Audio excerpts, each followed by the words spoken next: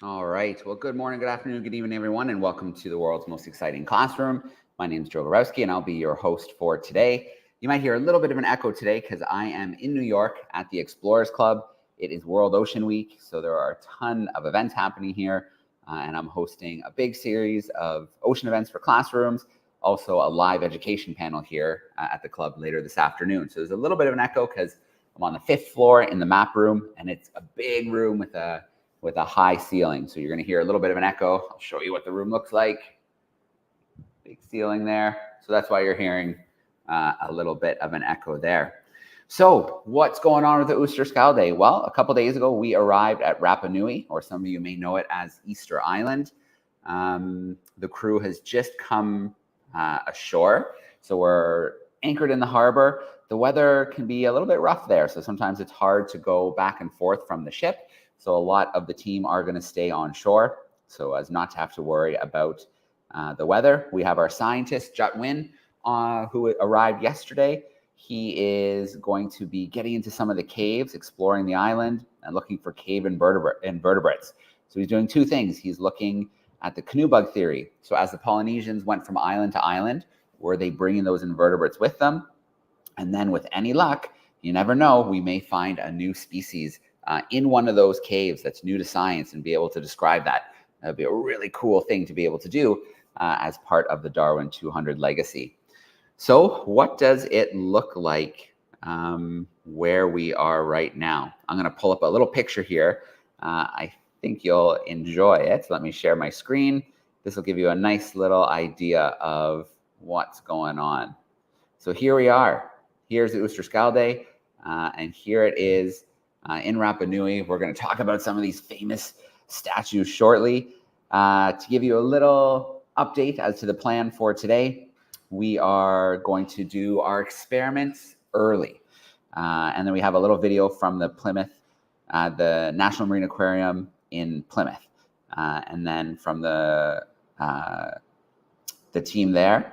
And then at 7:30 local time, which is 9:30 Eastern, we will connect using our Starlink from the island. So a little bit up in the air because I can't communicate with the team right now. There's no connectivity there. And it's just, the sun is just starting to rise, which is why we're pushing back our connection with them for about half hour from now.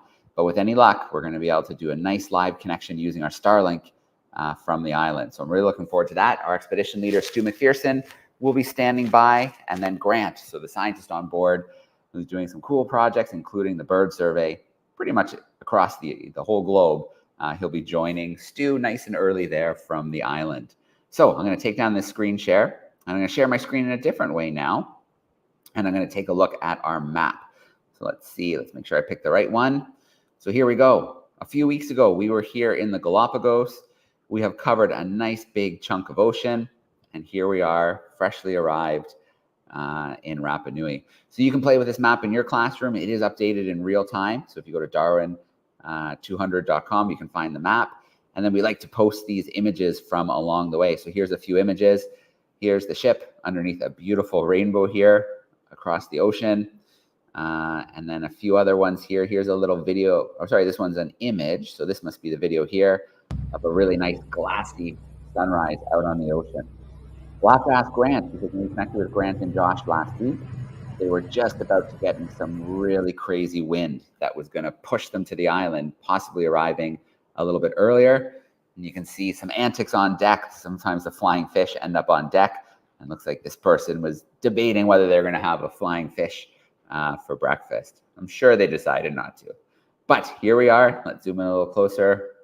We are right out here in the ocean. It's a 2-hour time difference, because it is part of Chile. So Chile's all the way along the coast here.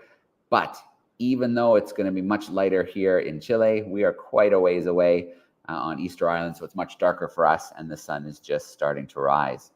All right, let's get into some of those videos and let's get them tucked away so that we are ready when Stu and Grant connect with us from the island. So let's start off with our experiments. Usually we do those closer to the end, but we're going to do it a little bit earlier today. 2 weeks ago, we had an experiment where I filled a plastic bag with water. In fact, I'm just going to share my screen and we can take a look at that experiment playing in the background will I talk a little bit about it. So let me bring it up onto the screen. We'll talk about the experiment, and then we'll talk a little bit about why it happened. So this week's experiment is another, and I'll just turn the volume off because I'm going to be the one doing the talking. So here we go. We have an experiment where I filled a plastic bag with water. I used a Ziploc bag.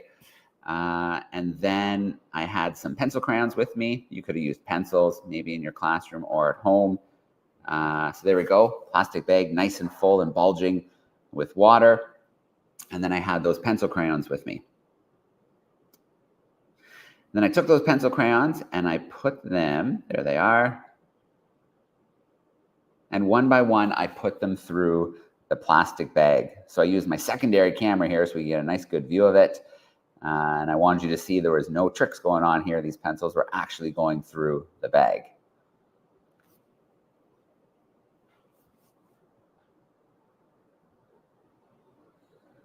All right, there goes the first one. As you can see, there is no water pouring all over my desk, which is really good because I have a lot of electronic stuff on my desk.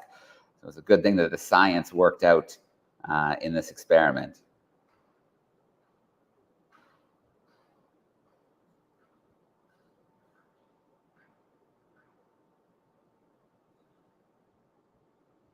All right, so as we're watching a few more of those pencil crayons go through the bag, let's talk about why this is happening. So there's a few things at play here. We got to talk a little bit about plastic bags.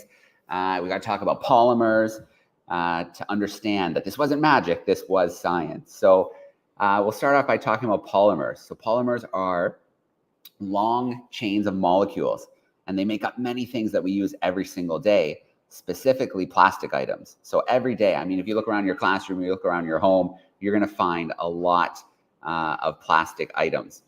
And so polymers, like you find in your Ziploc bags, your plastic baggies, also in grocery store bags, plastic water bottles, soda bottles, food packaging, they're all made of polymers.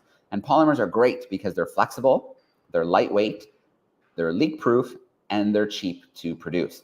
So that's a reason why polymers make up plastics. They have many advantages. So they're kind of like a long chain of beads. So when I took the pencil crayons and I put them through the bag, it pushed those polymers apart. So it went right through the chains of beads. Because they're so flexible, they were immediately able to push back towards the pencil and make a temporary seal around that pencil crayon. So that prevented the water from leaking out those holes and from spilling all over my desk.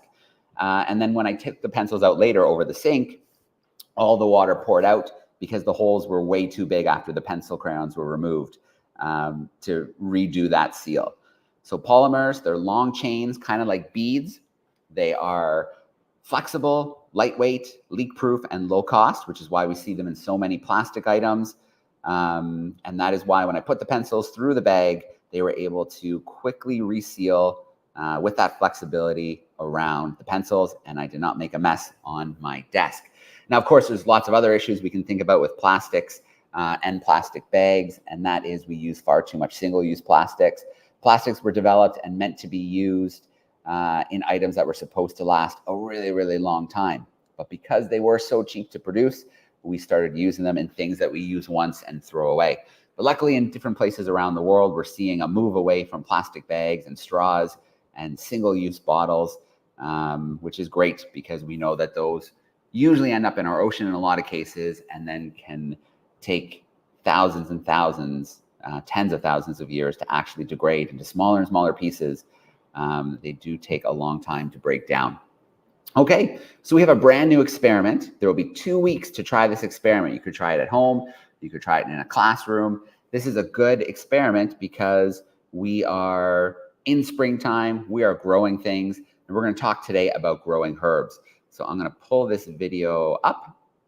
Stu was in the DARWIN200 studio and was able to film this video. So let's take a look today.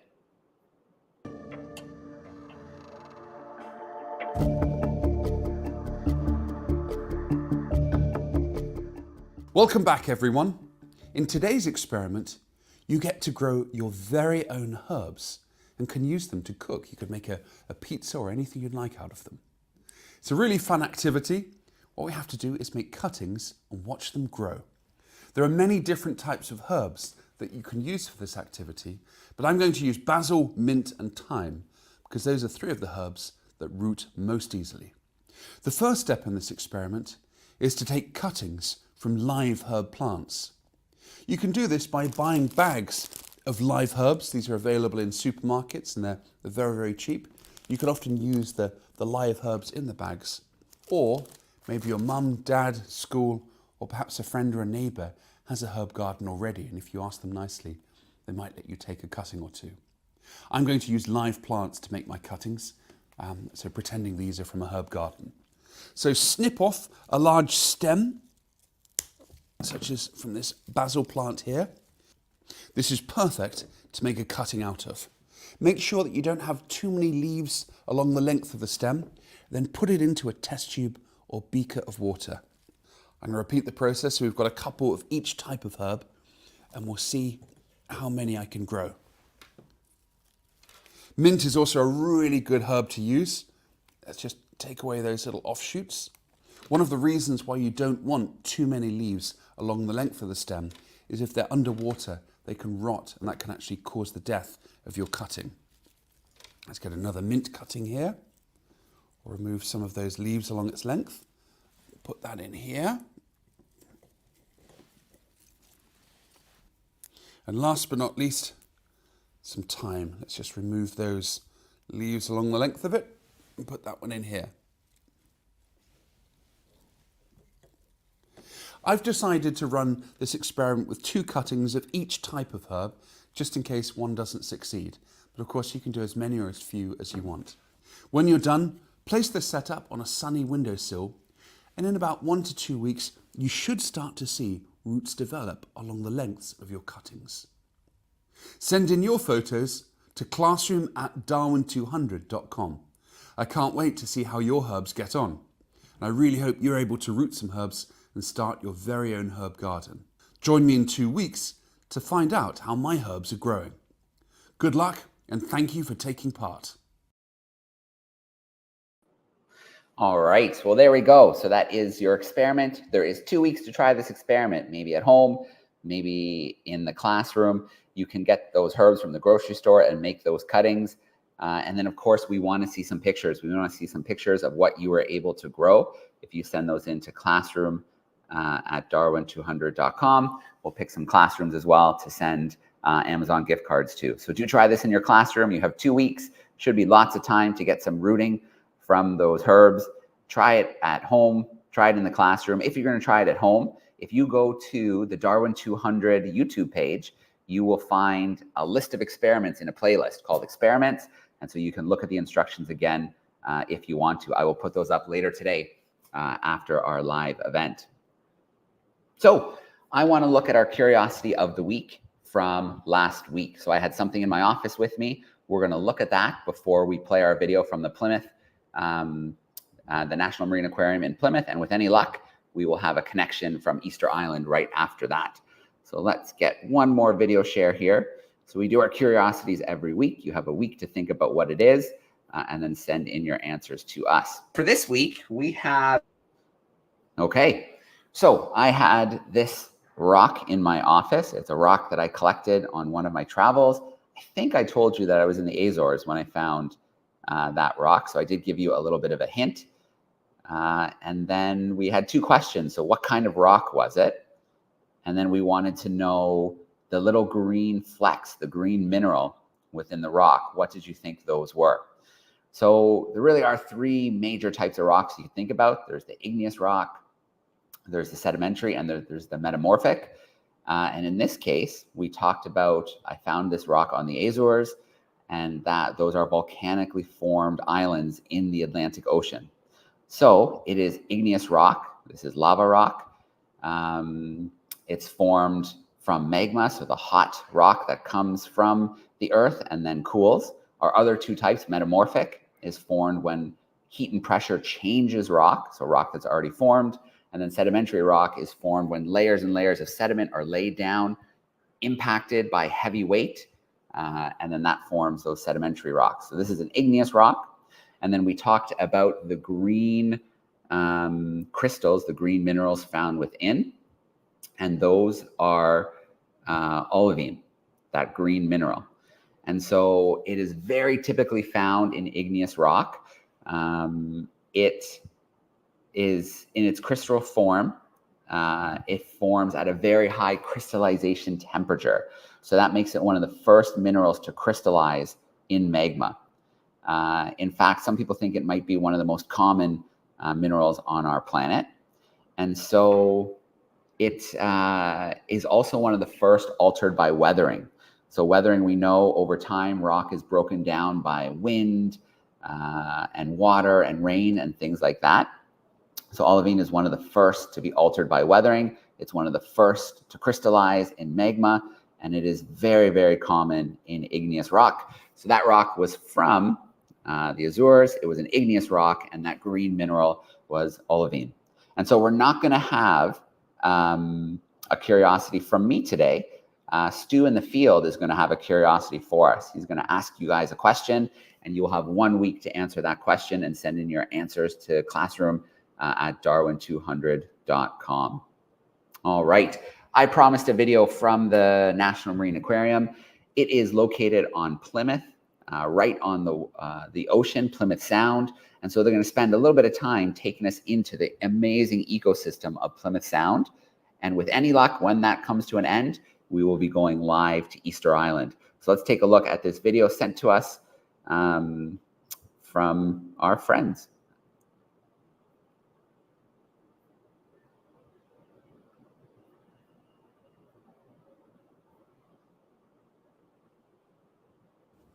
Hello everyone and welcome back to the National Marine Aquarium.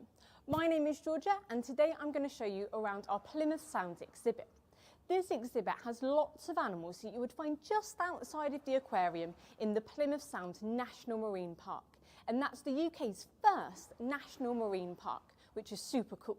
So let's come and meet some of our animals. So the first animal we're going to meet is our European lobster, and their name is Larry. Now, Larry is very interesting for a number of reasons. He's adapted to living in a rock pool habitat, which is his home, by having a hard exoskeleton. That means that his skeleton is on the outside of his body, forming a shell.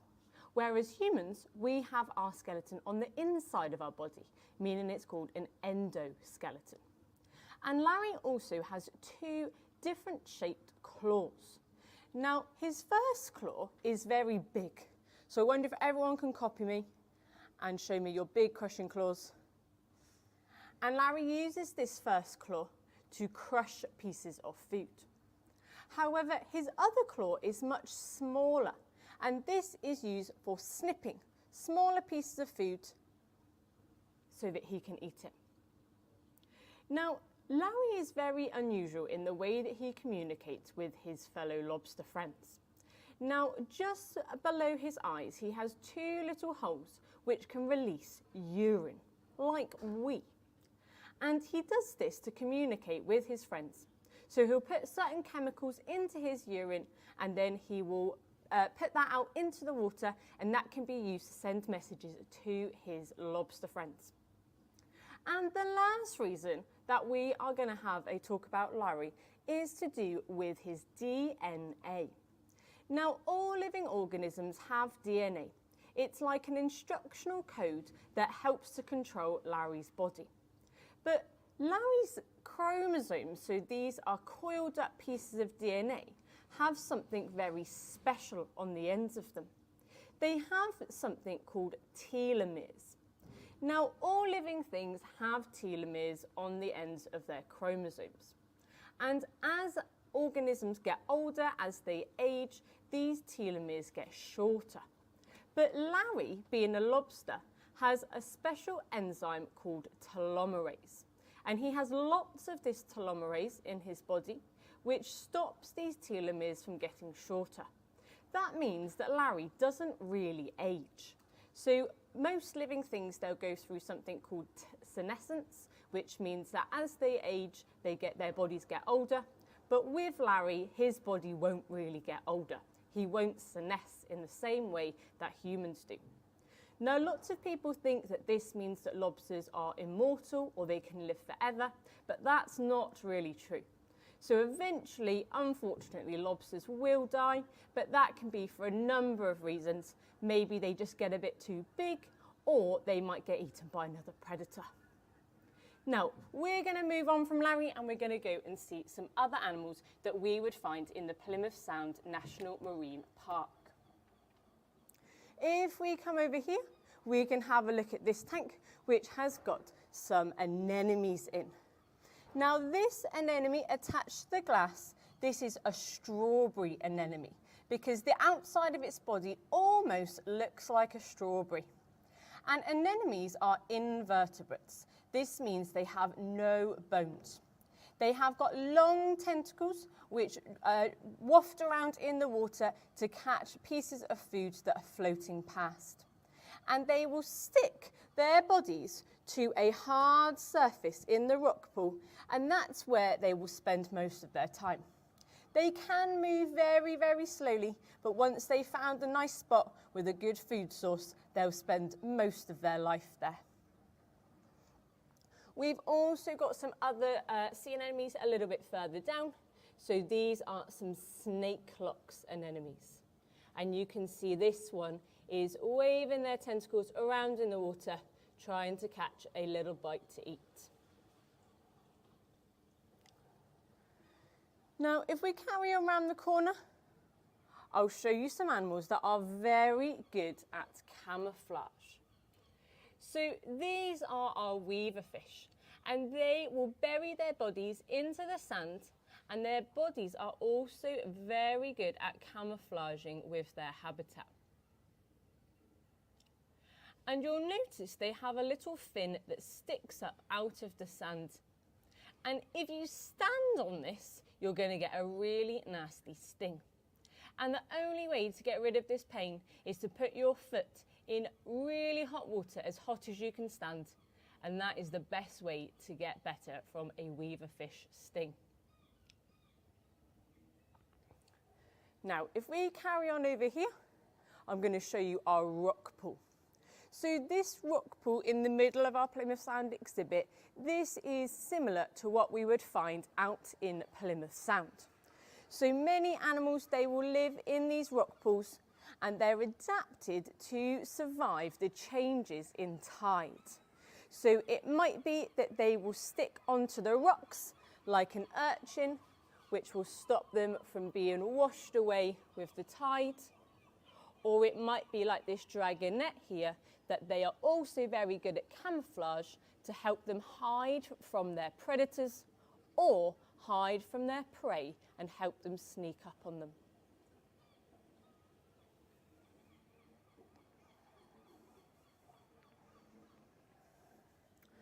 Over here we've also got some common starfish, and hiding underneath the seaweed here we've got our edible crab called Onion.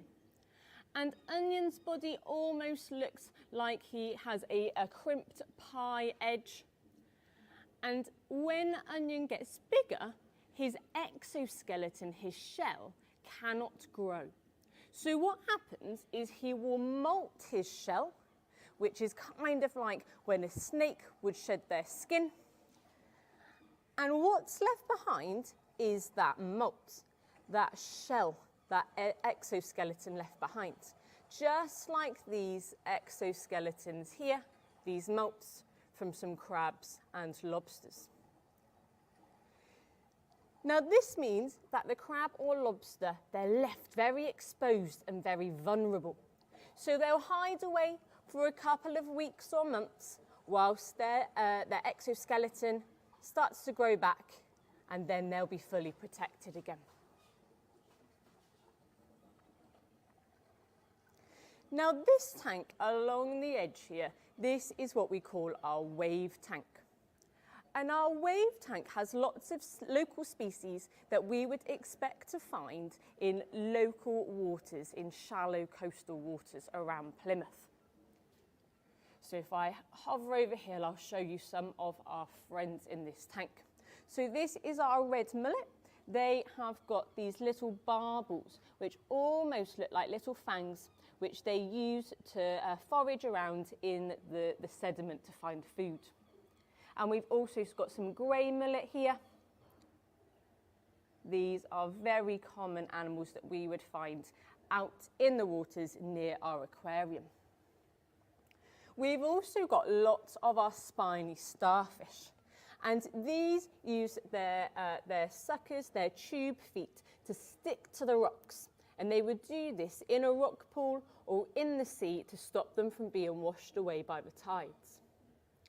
Now, generally, these starfish, they've got 5 arms.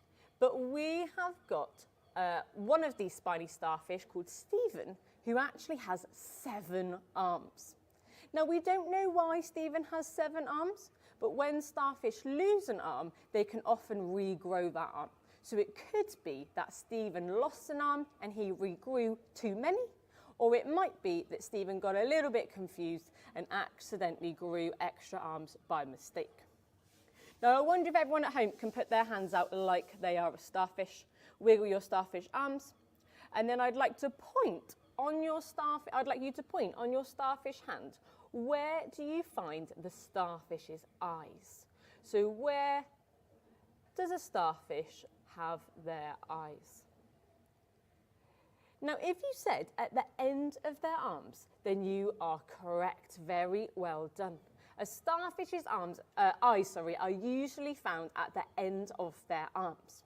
Now, their eyesight isn't quite as good as ours. They can generally tell when something is light or dark, but this still helps them to evade predators and to find their prey. Now, another really gross fact about starfish is about how they eat. If you can put your hand out again, and this time point for me, where do you find a starfish's mouth? Is it on the back of their body, on the front of their body, at the end of their arms? Where would you find a starfish's mouth? If you said it's in the middle of their body, on the front, then you are correct. Their mouth is situated in the middle of their body. And when they find something tasty, they use those sucker feet on the bottoms of their arms like taste buds. And then they throw up their entire stomach out of their mouth. They use their digestive juices in their stomach to break down the food, and then they slurp it back up through that mouth. Super, super gross, if you ask me. Now, if we carry on along here, we've got some other species. Hidden in the sands down here, we have a plaice. And these are experts of camouflage, and they have adapted to become flat. They're a type of flatfish. So they can hide their whole body in the sediment to help them hide from predators, whilst their eyes are poking up out of the gravel, out of the sediment, so they can still see. Super, super clever. And in the background, we've got a couple of other fish. We've got a boarfish there, just swimming through the seaweeds. So we'll carry on a little bit further around this exhibit.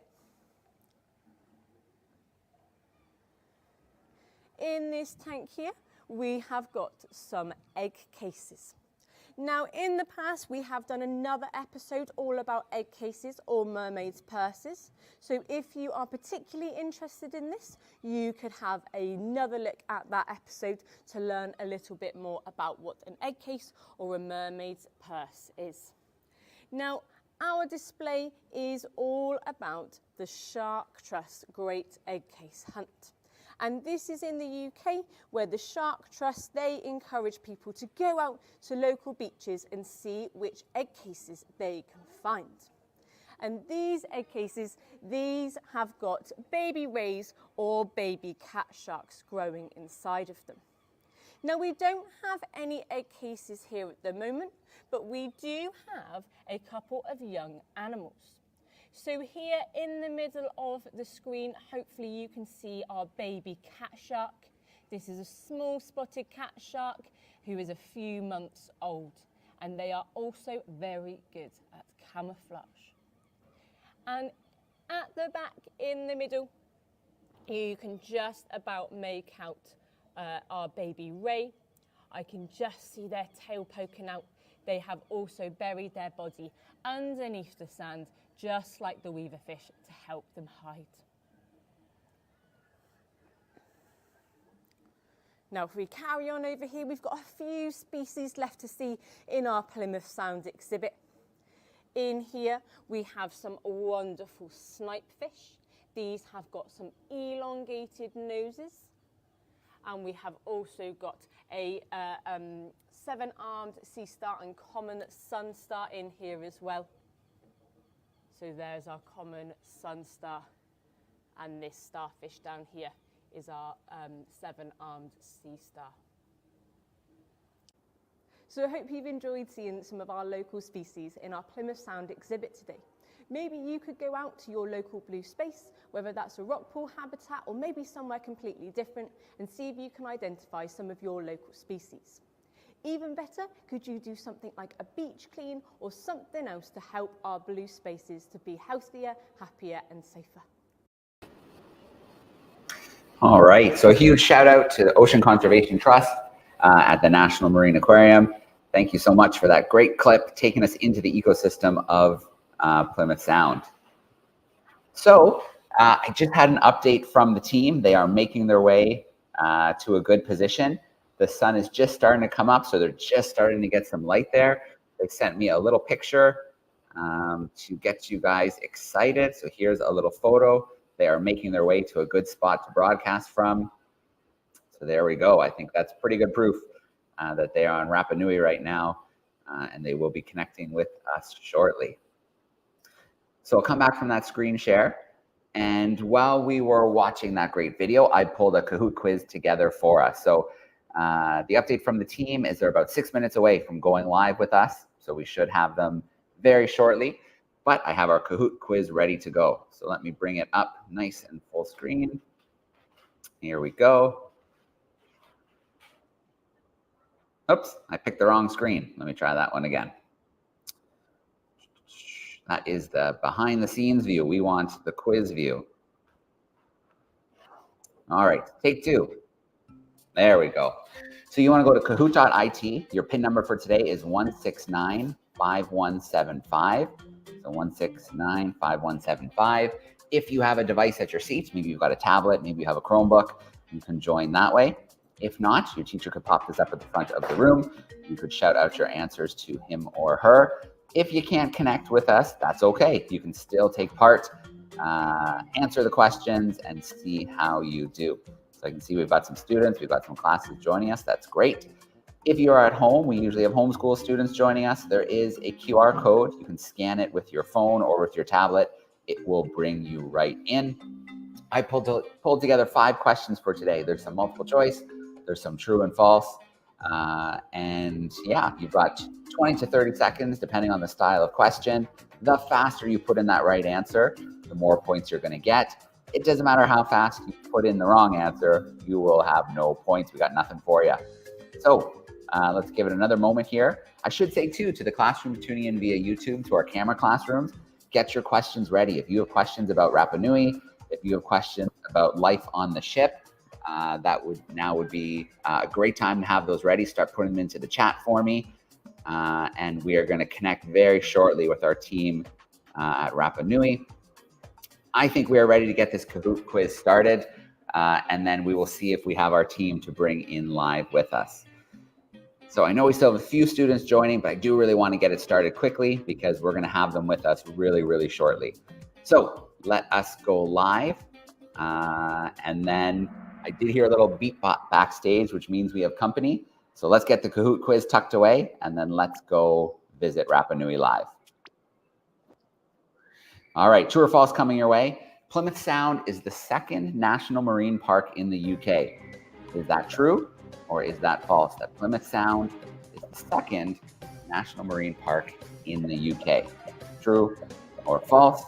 You've got about 8 seconds to get that answer in. And then we will take our first look at the leaderboard. All right. That is false. Plymouth Sound is the first national marine park to be created in the UK. We heard that from Georgia this morning. That means the golden frog is in first place, and we go to a multiple choice now. Lobsters like Larry can wee from their, was it their claws, their eyes, their tails, or their exoskeletons? So lobsters like Larry can wee from their claws, their eyes, their tails, or their exoskeleton. Bonus points if you remember in your classroom why they're able to do that. Or sorry, why they do it. What's the point? What's the purpose? So claws, eyes, tails, or exoskeleton. All right, it is their eyes, and they use that as a form of communication. So the golden frog was not fooled. We go to our next true and false. Sea anemones are invertebrates, meaning they have no bones. Is that true or false? We learned about what they're doing with those tentacles, moving them through the water, looking for particles, things to grab. We know they can secure themselves to the bottom, but they can still move a little bit.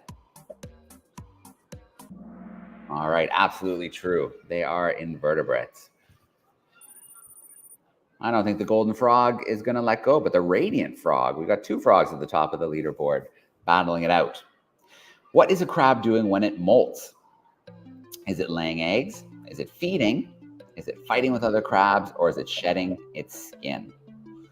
So when a crab molts, is it laying eggs? Is it feeding, fighting with other crabs, or shedding its skin? We've got about 10 more seconds to get that answer in, and then we will find out. I think the crab that we saw today was onion, the edible crab. All right, absolutely shedding its skin is when they molt. They have exoskeletons, those don't grow. So as a crab grows, it'll shed its skin at various times. All right, we've got one more question here. True or false? All sharks hatch from eggs. True or false? We definitely saw some egg cases in our little visit to the aquarium. But is that true or false? All sharks hatch from eggs. Got 5 more seconds. We'll check the podium, and then we'll see if we can go live. All right, that is false. There are many species of sharks that do have live birth, and there are many species of sharks that lay their eggs. So those egg cases that come in those different sizes that they can wedge into rocks, secure to seaweed, and things like that. But it is false that all sharks hatch from eggs. Here we go. Let's look at our podium. In third place, we've got the dazzled yeti. In second place, the amiable alpaca. And holding down that top spot, the golden frog ran with it from tape to tape. All right, I'm going to come back from that screen share. I'm going to turn off this Kahoot music. And if you are the classroom with that frog, that golden frog, I need you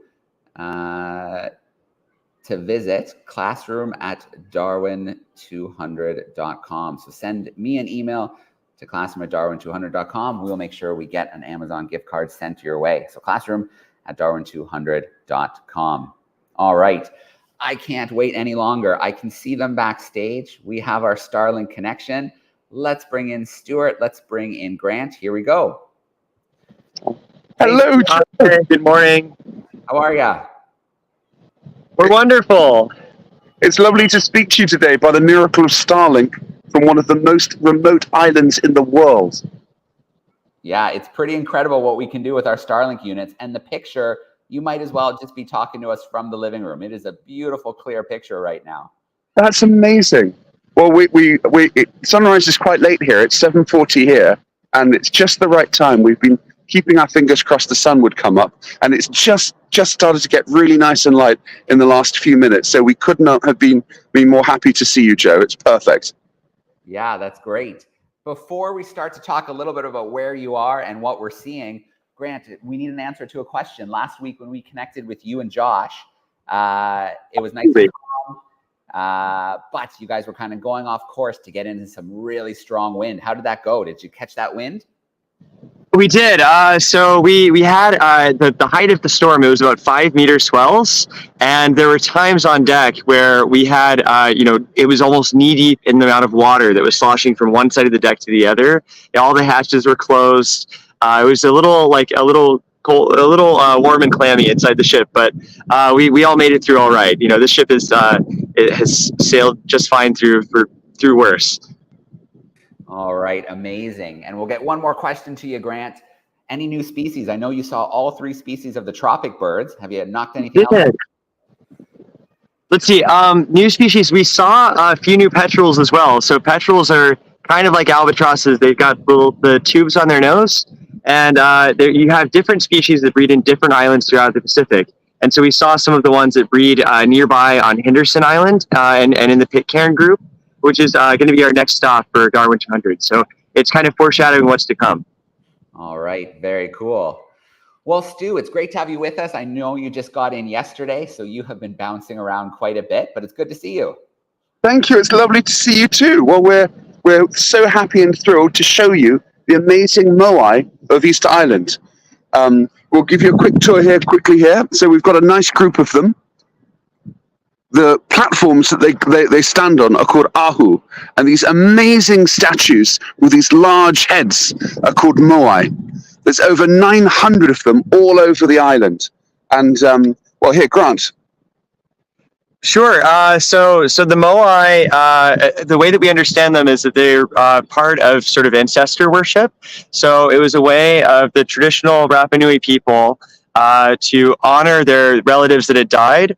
And it was thought that by erecting these moais that were meant to represent their relatives, that they would, so they're all always facing inwards towards land with the faces, and a lot of them have eyes on them as well, made out of coral and obsidian.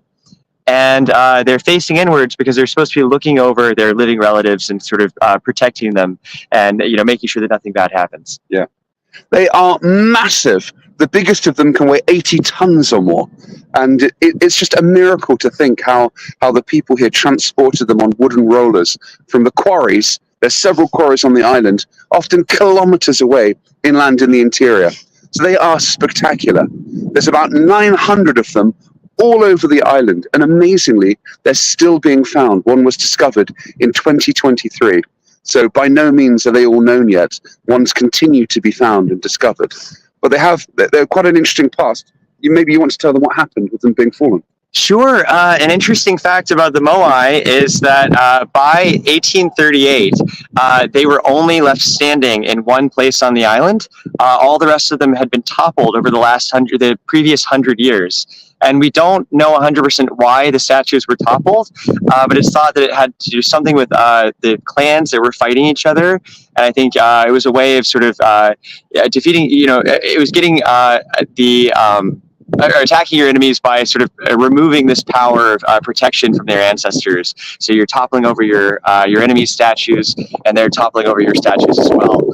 And so all the statues now that, for the most part, that are re-erected, it's because they've been righted again and restored, so that we could see how they were during the kingdom period. But the size of them is amazing. Some of them are 8, 9, 10 meters tall. So if you imagine a door, imagine 5 doors on top of each other, and that's only the section above ground. Of course, they go underground as well, as they have foundations. So we're not allowed to get close because they're very strictly protected, and of course, for very good reason. So there's a line here we have to stay behind, but I'll try and show you this one as close as we can.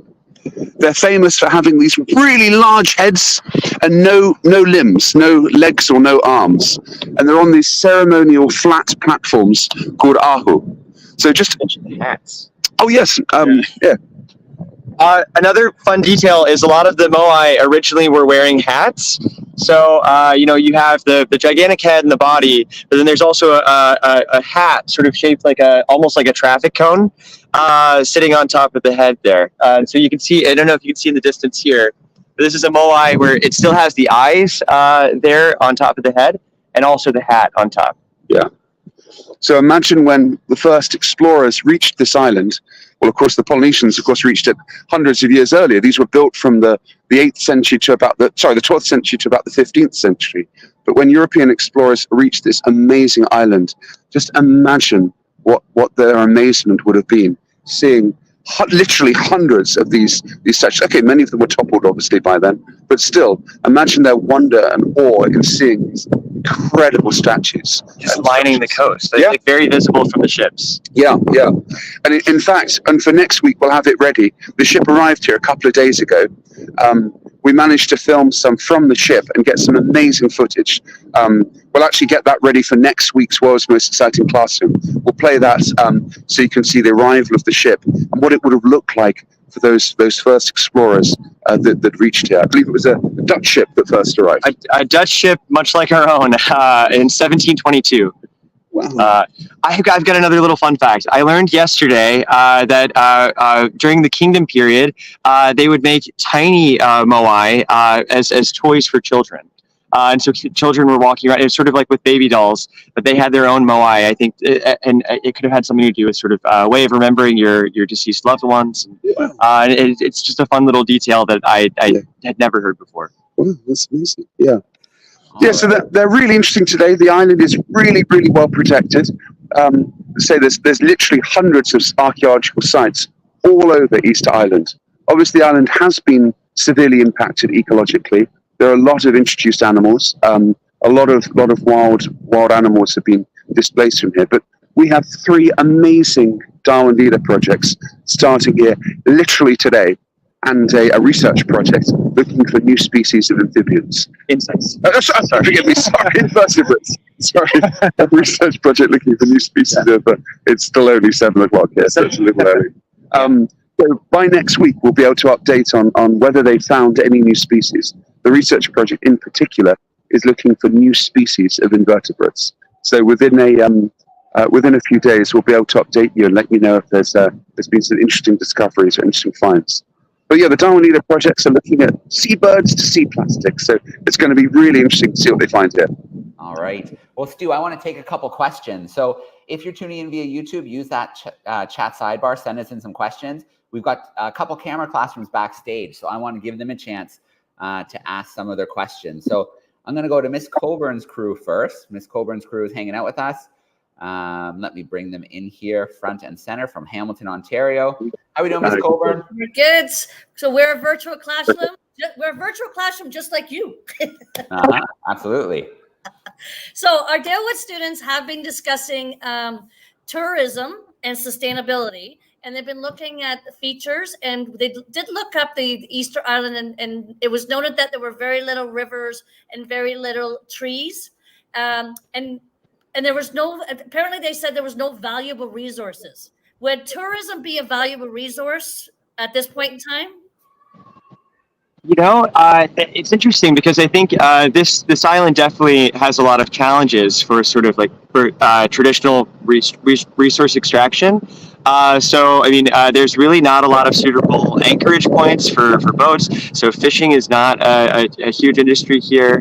I believe sustainable tourism, I mean, it is the lifeblood of this island. They've got a huge capacity for receiving tourists. I believe we're actually kind of in a little bit of the off season right now, but there's more hotels than you could count. Just in the small town of Hangaroa. And I think, the island is still figuring out the ways to do this, to sort of accommodate and grow the tourism sector here, but also do so responsibly. I think one thing is that the biggest thing that they're worried about is sort of protecting their cultural heritage. And so, we're respecting boundaries right now as we're standing across these statues. We have to keep, a certain distance here, but I think, if you have anything to I mean, it is very well managed. Every single visitor that comes here has to register. and get a documented permit basically to land. So it is very well managed. Everyone that enters the national parks and the archaeological sites have to have a guide with them. This is a bit of an exception because it's on the outskirts of the main town, so you don't need a guide to come here, but basically all of the other sites do. So that provides a lot of local jobs for local people. So yeah, I think Grant's absolutely right. Tourism is the primary resource here. This is the way that the island is going to have an economic future, and they have to get that balance really carefully right, because too much tourism would ruin the place, but just enough tourism gives enough jobs for all of the people and preserves these incredible World Heritage sites. So yeah, I think it's very important to get that right. My students love that. They're getting the thumbs up in here. All right, very cool. Well, that was a great question. Well thought out. I'm glad you guys did a little research before you jumped in today. Yeah. All right. We need to go to Virginia. We've got Mrs. Marquardt's crew hanging out with us. How are we doing today? Good. Is this your first time on the island? This is both of our, I believe, right? And this is both of our first time here in Easter Island. It's pretty cool. We've both spent a lot of time in the South Pacific, and so this is really our first taste of Polynesia. And so we're very excited to be here. Yeah. But we're part of a team, and one of our team members, Eduardo, came here to set up all the projects a few months ago. So we work about 6 months ahead of the ship. The ship got here yesterday. Eduardo came here to meet all of our wonderful local partners, organize the Darwin Leader projects, and basically, get everything set up and all of the permits that we needed to get those applications in. But yeah, I think it's a lovely connection, as Grant just mentioned. So the first ship came, as a Dutch ship, came 302 years ago. Our ship arrived yesterday, also a Dutch ship. 302 years later. So just over that 300-year anniversary. All right. Great question. We also have, hopefully next week's session, we'll have Jut join us. And I think this is either his 5th or 6th expedition to Rapa Nui. So he has definitely been there a few times and getting into those caves. So he'll probably have some good stories for us, and hopefully we can join him out in the field. Eleanor sent in a question via YouTube, would like to know, can you think of an example of an invasive species that was introduced and what impact it had? Absolutely. So most of the land animals that we have here on Easter Island are introduced species. It's hard to say. I think as far as invasive, so invasive implies that the introduced animal is kind of having some kind of negative effect on the local biology here.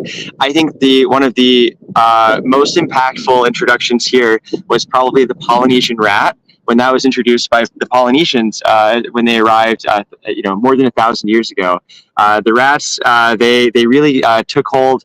It's thought that they were a huge part of why the island was deforested. There used to be large palm forests on Easter Island, and there were several indigenous species of land birds that lived here in Easter Island that we know from fossils. So there were 2 species of parrots, there was a gigantic owl, and then there were a couple of other ground birds that were here. Those are not here anymore, but they have been replaced by some birds from the mainland of South America. So we've got chickens around everywhere. There's a kind of falcon called a caracara that we've been seeing flying around just now. There are other finches from Chile. Horses, we've got quite a lot of horses and dogs that are just walking around the whole island. So, they're keeping the grass pretty short here.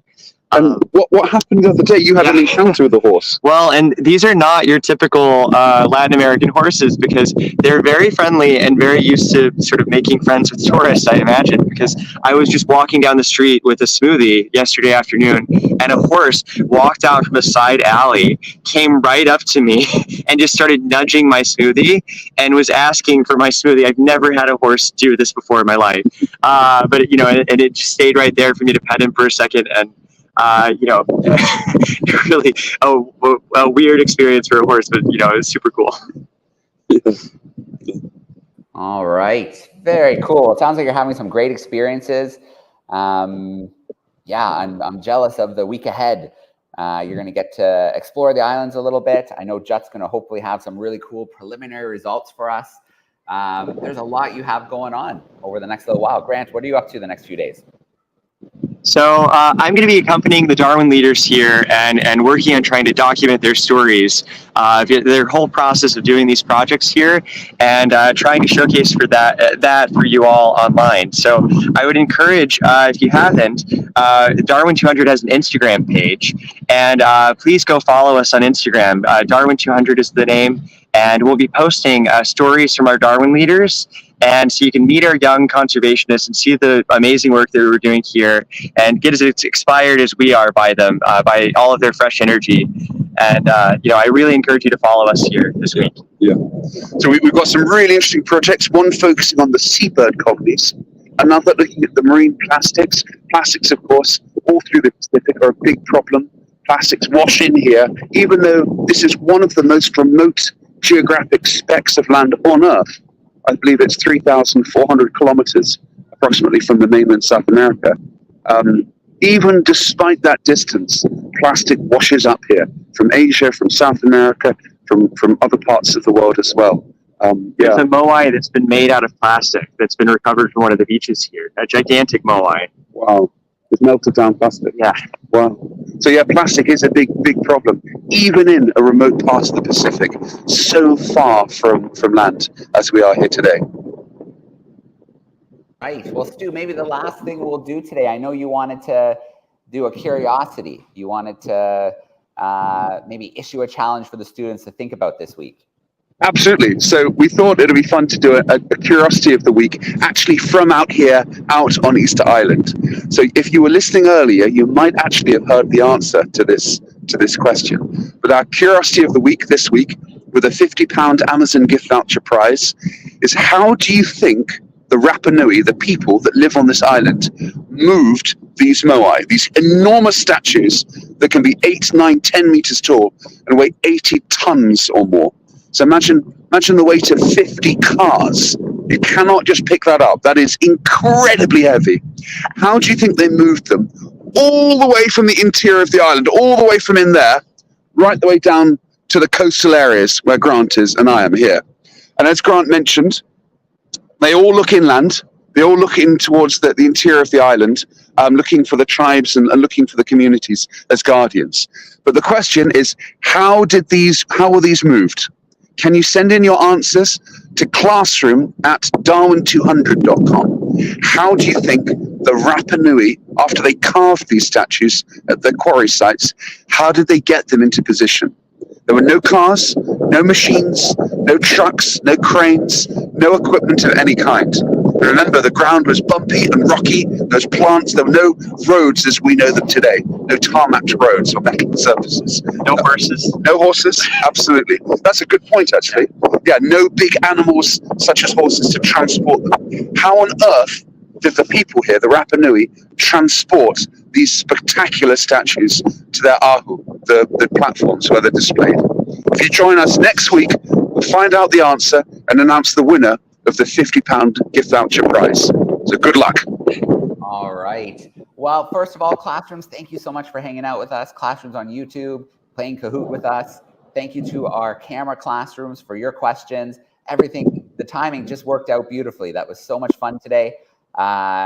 Stuart, Grant, thank you so much for getting up early and giving us a little peek at the beautiful remote place where you guys are now.